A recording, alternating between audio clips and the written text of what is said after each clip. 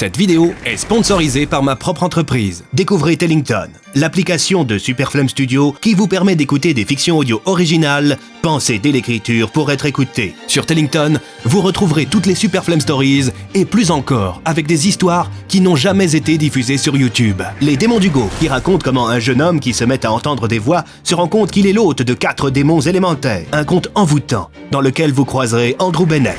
Talion l'exilé, qui est une parenthèse de la vie du propriétaire de porte sulfureux qui fut banni de son monde pour avoir commis de nombreux massacres. Toujours accompagné de son fidèle animal de compagnie Lumine, il accepte une mission dangereuse pour obtenir le pardon. La forêt sans fin.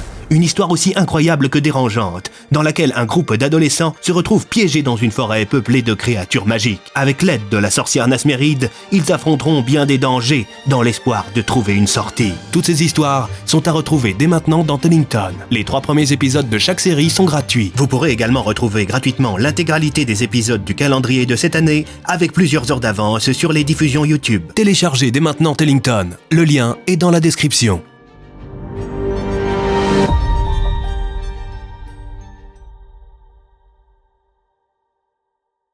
Bonjour à tous, je suis content de vous revoir. J'espère que vous allez bien, que vous avez apprécié l'épisode précédent et que vous apprécierez tout autant celui-ci. Servez-vous un petit chocolat chaud, installez-vous confortablement, fermez les yeux et laissez-vous guider par le son de ma voix. Mes amis, nous repartons ensemble pour Marmottin. Soyez les bienvenus dans le 3e chapitre de cette Superflame Story.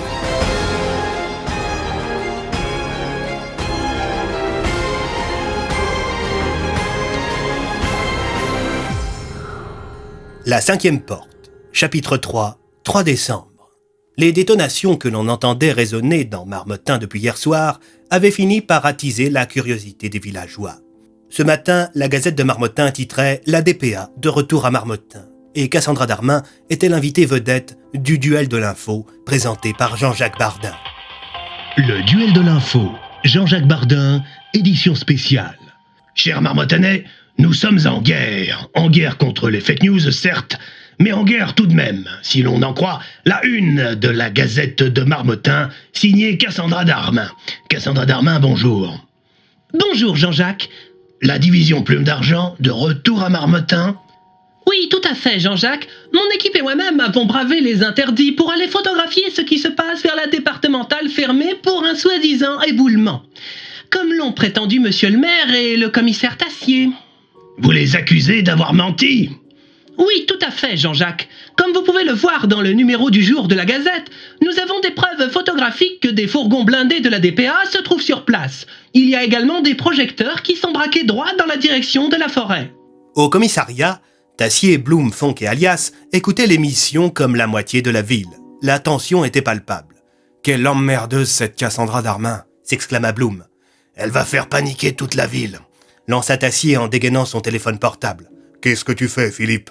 demanda Alias. « J'appelle le standard de l'émission. »« Oui, c'est Tassier à l'appareil. J'aimerais passer à l'antenne du duel de l'info. »« Un instant, je demande à Jean-Jacques. » Pendant ce temps, sur le plateau de l'émission... « Ma chère Cassandra, la régie m'informe que le commissaire Tassier souhaite réagir à vos révélations. On vous écoute, commissaire. » Merci Jean-Jacques, je tenais à dire qu'il ne sert à rien de paniquer et qu'il y a bien eu un éboulement.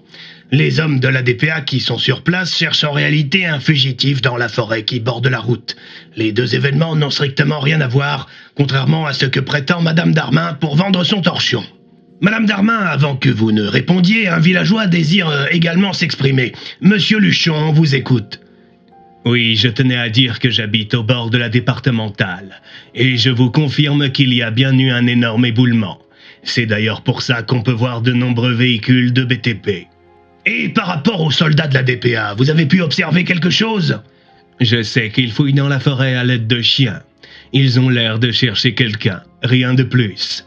L'ambiance est plutôt détendue. D'accord, merci pour ces précisions qui viennent nuancer grandement les propos de Madame Darmin. Mais enfin, Jean-Jacques, Et tout de suite, la publicité. Quand le commissaire Tassier raccrocha son téléphone, le lieutenant Fonck l'interrogea. « Alors finalement, c'est vrai, ces histoires d'éboulement, je comprends plus rien, moi. »« Pour changer, » plaisanta l'inspecteur Bloom. Le commissaire reprit. « Non, j'ai raconté n'importe quoi pour que les gens entendent une version alternative à ce que disait Cassandra Darmin. » Et pour une fois, c'est elle qui disait la vérité, commenta l'inspecteur Bloom. Il y a une chose que je ne comprends pas, déclara Alias. C'est qui cet auditeur qui est venu corroborer la version de Philippe? C'est vrai ça, déclara l'inspecteur. Le seul monsieur Luchon que je connais est décédé l'année dernière et il n'avait absolument pas cette voix. Soudain, Tassier eut une sorte de révélation. C'était la voix de l'agent Talbot. La DPA cherche à tout prix à cacher ce qui se trame dans la forêt. Alias reprit.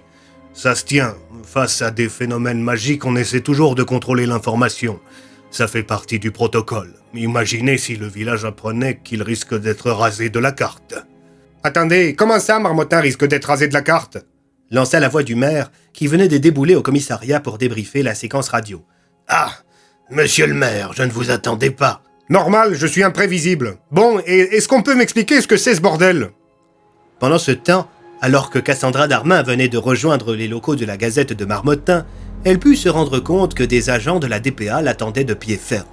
Ils discutaient avec William Langlois, le jeune responsable du numérique. Quand les agents virent Cassandra, ils se tournèrent vers elle. « Madame Cassandra Darmin ?»« Qui la demande ?»« Agent Orion, DPA. Je vous présente Chloé Lazereau, votre nouvelle directrice éditoriale. »« Pardon ?»« À partir de maintenant, la DPA prend la main sur votre ligne éditoriale. »« Mais enfin, et la liberté de la presse, c'est mon journal. William, dis quelque chose. » Désolé Cassandra, ils ont été très clairs, soit on obéit, soit on doit fermer. Et ça, c'est la version soft de ce qu'on peut vous faire, répondit l'agent Orion en souriant. Cassandra soupira et invita les agents à rentrer dans les locaux. Elle put remarquer que d'autres hommes en noir étaient déjà en train de travailler. Chloé Lazereau prit la parole. J'ai chargé l'agent Jim de rédiger des banalités en lien avec l'actualité du village. Je me réserve le traitement de l'incident. L'incident ? Demanda Cassandra Darmin. Ne jouez pas à la plus conne avec moi, Madame Darmin. Nous avons une opinion publique à sculpter. Alors qu'à la Gazette, on s'affairait à mettre en place une usine à fake news, du côté du commissariat, un réalisme fatal s'installait. « Je vais prendre ma femme et mes gosses et je vais me tirer du village !» s'exclama un jeune officier qui avait entendu la conversation entre le maire et le commissaire Tassier. « Personne ne va aller nulle part !» s'exclama l'agent Talbot en pénétrant les lieux avec une escorte armée. Les policiers dégainèrent leurs armes et les pointèrent dans la direction des soldats de la DPA. « Allons, messieurs, ne soyez pas ridicules !» reprit Talbot, tandis que ces hommes mettaient en joue les policiers. « Je viens en paix, ce ne sont pas de ridicules petits pistolets qui vont faire barrage à des fusils d'assaut. »« Qu'est-ce que vous foutez, Talbot ?» demanda Alias. « Tiens donc, DPA 001. Comment va depuis votre licenciement ? On fait aller, répondez à la question. » « Ce que nous faisons, c'est ce que fait la DPA. Repérer et neutraliser des menaces magiques. » « Sauf que celle-ci, vous n'arrivez pas à la neutraliser, n'est-ce pas ?» lança l'inspecteur Bloom d'un ton sentencieux. « C'est compliqué, » déclara Talbot en baissant la tête, tandis que ses hommes baissaient leurs armes, imités par des policiers. « Peut-on parler dans un endroit plus calme ?» Alias Bloom, le maire et Tassier se retrouvèrent dans le bureau de ce dernier, tandis qu'en dehors, les policiers tentaient de tirer les vers du nez des différents soldats de la DPA qui, eux, restaient de marbre. « Alors, que se passe-t-il, monsieur Talbot ?» demanda Gérard Vinzier.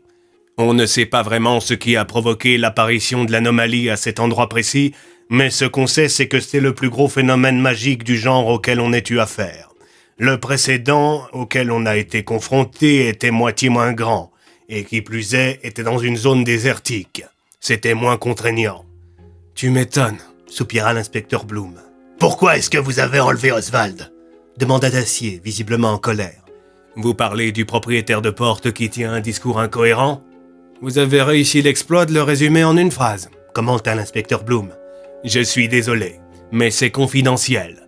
Mais rassurez-vous, aucun mal ne lui sera fait. Encore heureux, s'exclama Tassier. Je vous préviens, si vous lui faites le moindre mal, je vous bute. C'est noté, commissaire, c'est noté. Je peux savoir pourquoi vous avez libéré Sattler, demanda Alias d'un ton inquisiteur. Sattler, mais il est toujours en tôle, monsieur. Tout comme Boglov, d'ailleurs. Ce genre de phénomène magique, j'en ai déjà vu par le passé. Le principal responsable, c'était Klaus Sattler. Intéressant ce que vous me dites là, déclara Talbot en sortant un téléphone sécurisé de sa poche. Parlez. Oui, monsieur, j'aimerais votre autorisation pour me rendre à Lockwater. Combien d'accréditation ? Un instant. Talbot abaissa son téléphone et regarda Alias. Qui nous accompagne ? Tassier se retourna vers l'ancien chef de la DPA.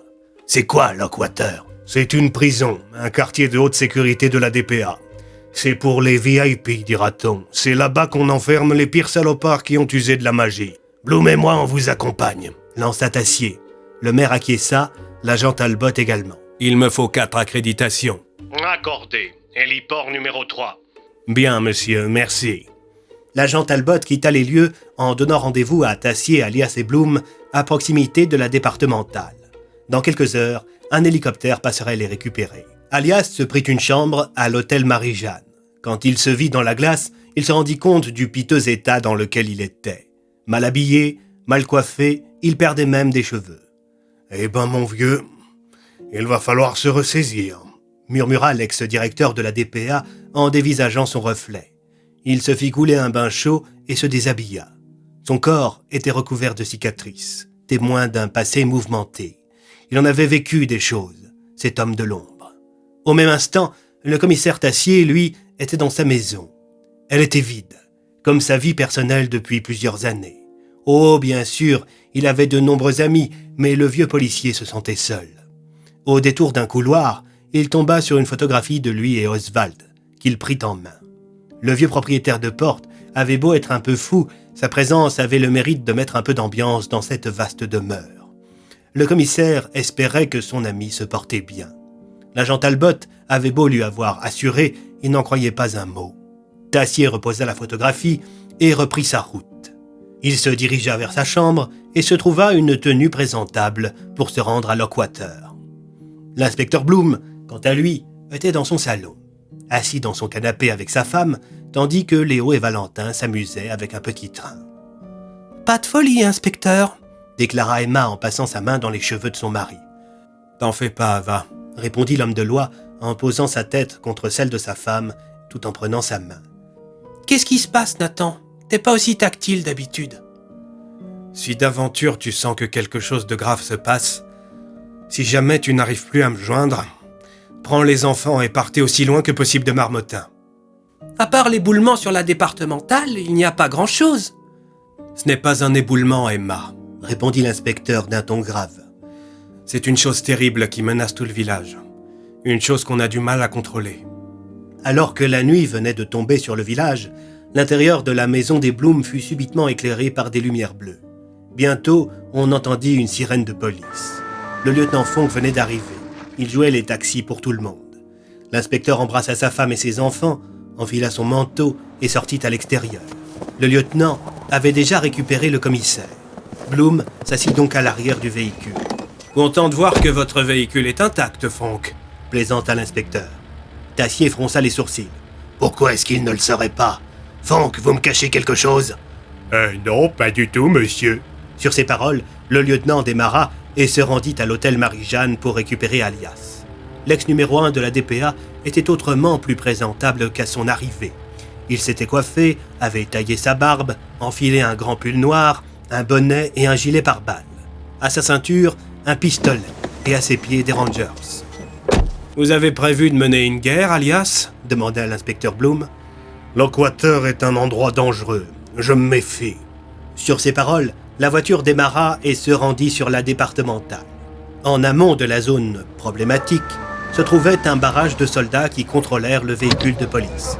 « Messieurs, bonsoir !» lança un soldat en braquant une lampe torche dans la direction du lieutenant Fonck. « Nous avons rendez-vous avec l'agent Talbot », déclara Tassier. Un maître chien qui s'approchait du véhicule de police reconnut Alias. Il le salua respectueusement, ce qui fit sourire son ancien chef. « Comme quoi, je suis encore apprécié dans les rangs de cette organisation. » Le supérieur du maître chien se saisit de sa radio. « CDO pour Checkpoint Charlie. Nous avons un véhicule de police pour l'agent Talbot, à vous. » Bien reçu, Checkpoint. Vous pouvez laisser passer. C'est bon, vous pouvez y aller, messieurs, déclara le soldat en faisant signe à ses hommes de retirer la barrière qui bloquait la route. Le véhicule roula tout droit pendant plusieurs minutes avant d'arriver à proximité de l'anomalie magique. On pouvait voir plusieurs soldats et agents du BTP qui faisaient converger des quantités impressionnantes de béton et de rochers vers la forêt. L'ambiance était pesante. Tout le monde semblait inquiet et stressé. La météo n'aidait pas non plus. À proximité de l'anomalie, une véritable tempête de neige soufflait sans interruption. Bientôt, L'agent Talbot arriva à proximité du véhicule de police. Bonjour messieurs, je vous propose de venir vous poser quelque temps dans l'attente de commandement. Le quartier général vient de m'informer que l'hélico n'arrivera pas avant minuit. On ne peut pas rejoindre Lockwater par la route? Demanda Tassier, un peu agacé de devoir attendre plusieurs heures. Alias reprit. Lockwater est situé au milieu d'un immense lac et c'est à au moins 400 km d'ici. Bon, eh bien je crois que nous n'avons pas le choix, déclara l'inspecteur Bloom en bondissant hors du véhicule. Il prit soin de mettre sa main à proximité de son arme, méfiant. Un agent de la DPA qui venait de rejoindre le petit groupe le remarqua. Ne vous en faites pas, inspecteur Bloom. Nous sommes dans le même camp. Notre seule préoccupation est de garder sous contrôle cette saloperie. Talbot présenta son collègue. Je vous présente l'agent Orion. C'est lui qui me seconde dans la gestion de cette crise. Talbot et Orion, ça fait longtemps que vous travaillez ensemble, je crois, commenta Alias. Tout à fait, monsieur. Ça fait plaisir de vous revoir, lança Orion en tendant sa main à son ancien supérieur. Ce dernier la saisit et la serra avec une poigne de fer, ce qui fit souffler du nez Orion. Si vous voulez bien me suivre, lança Talbot en amorçant le pas vers une grande tente noire. Tassier se retourna vers le lieutenant Fonck. Fonck, vous pouvez retourner au commissariat. Je compte sur vous pour veiller à ce que l'ambiance de travail au poste reste studieuse. À vos ordres, commissaire, lança le lieutenant en tournant les talons.